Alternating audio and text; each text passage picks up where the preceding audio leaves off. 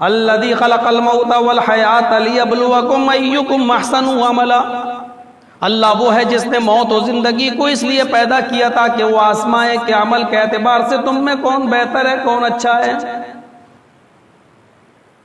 صرف آزمائش کے لیے، صرف امتحان کے لیے. موت و زندگی ایک امتحان ہے.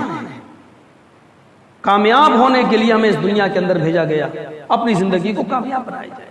لیکن موت جس سے ہم بچتے ہیں، اور مثالیں دی ہیں، ادھر ادھر بھاگتے ہیں، پوری کوشش کرتے ہیں، آخری سانس تک ہم ہاسپٹل کے چکر لگاتے ہیں. لیکن حقیقت یہ ہے کہ مومن کی نظروں میں موت کوئی حیثیت نہیں رکھتی. زندگی اگر اس کو ملتی ہے تو وہ اچھے اعمال میں گزارتا ہے، موت کو وہ اپنے قریب دیکھتا ہے تو اس کو ڈر محسوس نہیں ہوتا. میں نے مثال دی تھی اور بتایا تھا حضرت زینب کا واقعہ، حضرت عائشہ کا وہ سوال، ہم اتنی بیویاں آپ کے پاس ہیں، سب سے پہلے آپ سے کون ملاقات کرے گا؟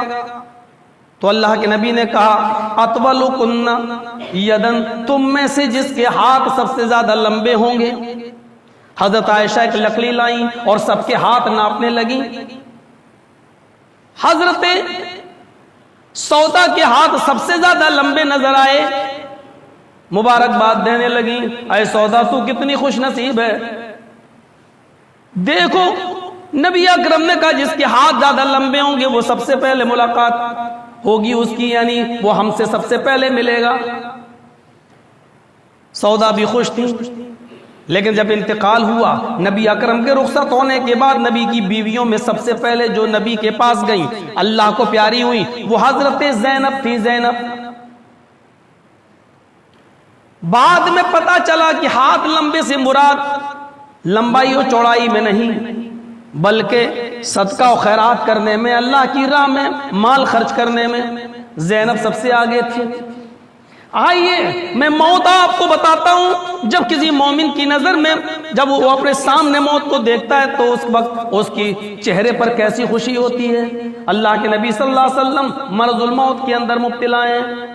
لوگوں کا تانتا لگا ہوا ہے، ایک آتا ہے ملاقات کرتا ہے جاتا ہے، دوسرا آتا ہے ملاقات کرتا ہے جاتا ہے. بخاری شریف کی روایت ہے، حضرت فاطمہ رضی اللہ تعالیٰ عنہ کو جب پتا چلتا ہے کہ میرے ابو کی طبیعت کچھ زیادہ ہی ناساز ہے تو وہ ملاقات کرنے آئیں. چال ڈھال میں، چلنے پھرنے میں، اٹھنے بیٹھنے میں، شکل و صورت میں حضرت فاطمہ نبی اکرم کے سب سے زیادہ مشابہ تھی. وہ نبی اکرم کے گھر میں آتی ہیں، اللہ کے نبی روزانہ اٹھ کر بوسہ دیا کرتے تھے، لیکن آج چارپائی سے بستر سے اٹھنے کی پوزیشن نہیں. خود حضرت فاطمہ بیٹھ جاتی ہیں. بخاری کے ایک دوسرے روایت کے اندر یہ لفظ بھی موجود ہے، نبی اکرم کی بے چینی اور پریشانی کو جب حضرت فاطمہ نے دیکھا تو ان کی زبان سے یہ جملے بھی نکلے، وا کربا ابتا، ہائے میرے ابو کی تکلیف. نبی اکرم صلی اللہ علیہ وسلم کی ازواج مطہرات، آپ کی بیویاں وہیں بیٹھی ہوئی ہیں. حضرت فاطمہ کو نبی اکرم نے اپنے سینے سے لگایا اور ان کی بے چینی دیکھی تو ایک جملہ ادا کیا، فرمایا فاطمہ تمہیں بے چین ہونے کی ضرورت نہیں، تمہیں پریشان ہونے کی ضرورت نہیں، آج کے بعد تمہارے باپ کو کبھی اتنی تکلیف نہیں ہوگی. ان کو قریب کیا اور سرگوشی کی اور ان کے کان میں ایک جملہ ادا کیا، اے فاطمہ مجھے محسوس ہو رہا ہے کہ یہ میرا آخری وقت ہے. اے فاطمہ مجھے محسوس اس لیے ہو رہا ہے کیونکہ ہر سال جبریل مجھے 1 مرتبہ قرآن کا دور کراتے تھے، لیکن اس مرتبہ مجھے 2 مرتبہ قرآن کا دور کرایا. جبرائیل کا 2 مرتبہ قرآن کا دور کرانا یہ اس بات کی طرف اشارہ ہے کہ میرا اللہ رب العالمین سے ملنے کا وقت قریب ہے. لیکن فاطمہ تمہیں گھبرانے کی ضرورت نہیں، میں تمہارے لیے اچھا پیش رفت ہوں. آخرت ایک اچھا ٹھکانہ ہے. اپنے ابو کی جب آخری وقت کو قریب دیکھا حضرت فاطمہ نے تو وہ رونے لگے، ان کی آنکھوں میں آنسو آ گئے۔ اپنی بیٹی کی آنکھوں میں آنسو دیکھ کر نبی اکرم نے ان کو دوبارہ پکڑا اور ان کے کان میں ایک دوسری سرگوشی کی، فاطمہ کیا تم اس بات سے خوش نہیں ہو کہ اللہ تبارک و تعالیٰ نے تمہیں تمام مسلمان عورتوں کا سردار بنا دیا جنت کے اندر؟ بخاری میں ایک لفظ یہ ہے اور دوسرا لفظ یہ ہے، اے فاطمہ کیا تم اس بات سے خوش نہیں ہو کہ اللہ تعالیٰ نے تمہیں میری اس امت کی تمام عورتوں کا سردار بنا دیا جنت میں؟ حضرت فاطمہ نے جب یہ سنا تو ان کے چہرے پر مسکراہٹ آ گئی۔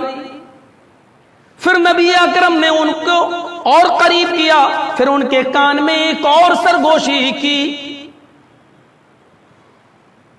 ساری عورتیں، نبی کی تمام بیویاں کہنے لگیں، اے فاطمہ اللہ کے نبی نے تمہارے کان میں کیا فرمایا؟ کہنے لگیں کیا تم نے نہیں دیکھا تمہاری موجودگی میں جو بات زور سے نہیں کہی اللہ کے رسول نے وہ میرے کان میں کہی ہے؟ اس کا مطلب یہ ہے کہ نبی وہ بات آپ سے چھپانا چاہتے تھے اور صرف مجھے بتانا چاہتے تھے، تو میں نبی اکرم کے اس راز کو کیسے فاش کر دوں؟ آج جو فرقے اٹھے ہیں نا، شیعہ وغیرہ، یہ تمام اسی سرگوشی کی وجہ سے، ان کا ماننا یہ ہے کہ فاطمہ سے جو کان میں کہا تھا، جس کو حضرت فاطمہ نے چھپا، وہ یہی وصیت تھی کہ علی کا خیال رکھنا اور علی کو خلیفہ بنانے میں میرے بعد یہ لمبی بحث ہو جائے گی، وقت نہیں ہے جو میں مختصر ہوتا ہے خود بات، ہم اس طرف نہیں جانا چاہتے۔ میں کیسے اس راز کو فاش کر دوں جو چھپا کے کہا گیا؟ لیکن جب نبی اکرم اس دنیا سے چلے گئے، رخصت ہو گئے، تو حضرت عائشہ نے پھر قسم دی، اے فاطمہ میں تمہیں اس حق کا واسطہ دیتی ہوں جو میرا آپ پر ہے، تم پر ہے۔ اے فاطمہ تمہیں بتانا ہوگا کہ نبی اکرم صلی اللہ علیہ وسلم نے وہ کیا وصیت کی تھی، کان میں کیا کہا تھا؟ حضرت فاطمہ کہتی ہیں ہاں امی عائشہ اب میں بتاؤں گی، اس لیے کہ اب نبی اکرم اس دنیا میں نہیں ہیں، ان کے رخصت ہو جانے کے بعد میں بتاؤں گی۔ اور مسکرا کر کہتی ہیں کہ اللہ کے نبی صلی اللہ علیہ وسلم نے، میرے ابو نے میرے کان میں جو جملے کہے وہ جملے یہ تھے کہ اے فاطمہ تمہیں دکھ کرنے کی، پریشان ہونے کی ضرورت نہیں، میرے اہل بیت میں، میرے خاندان میں، میرے کنبے میں، میرے قبیلے میں، میرے برادری میں، میری رشتہ داریوں میں سب سے پہلے تم مجھ سے ملو گی۔ جب اللہ کے نبی نے میرے کانوں میں یہ جملے کہے، اے امی عائشہ آپ نے دیکھا ہوگا کہ اس جملوں کے بعد میرے چہرے پر مسکراہٹ آ گئی، مسکرائی تھی اس وقت۔ غور کیجئے، کسی کو موت کی اطلاع دی جا رہی ہے کہ تم سب سے پہلے مجھ سے ملو گی، اور اس کے چہرے پر مسکراہٹ آ رہی ہے، غم نہیں ہو رہا ہے۔ موت مومن کی نظر میں کیا حیثیت رکھتی ہے؟ موت و زندگی تو ایک نظام میں چلتا رہے گا، لوگ آئے ہیں، آتے رہیں گے، جاتے رہیں گے، لیکن موت کی خبر جب کسی کو دی جا رہی ہے کہ تم مجھ سے سب سے پہلے ملو، تو اس پر اس کو بجائے غم کرنے کے مسکرا رہا ہو، یہ اس بات کی دلیل ہے کہ مومن موت کے نام سے گھبراتا نہیں ہے، بلکہ موت کو اپنے قریب دیکھ کر اس کے چہرے پر مسکراہٹ آتی ہے۔ ہم میں سے کوئی، ہم کو بھی شامل کرو، ملا مولوی صاحب، حاجی نمازی صاحب، سب کو شامل کرو۔ ذرا تصور کرو کہ کون آدمی ایسا ہے آج جو اپنی موت کو اپنے قریب ایک ایک دن، دو دو دن قریب دیکھتا ہو اور اس کو خوشی ہو رہی ہو کہ میں اپنے رب سے ملاقات کے وقت قریب ہو رہا ہوں۔ ذرا تصور کریے، یہیں سے اندازہ لگائیے کہ ہمارا ایمان کیا ہے۔ حضرت فاطمہ سن رہی ہیں اور مسکرا رہی ہیں۔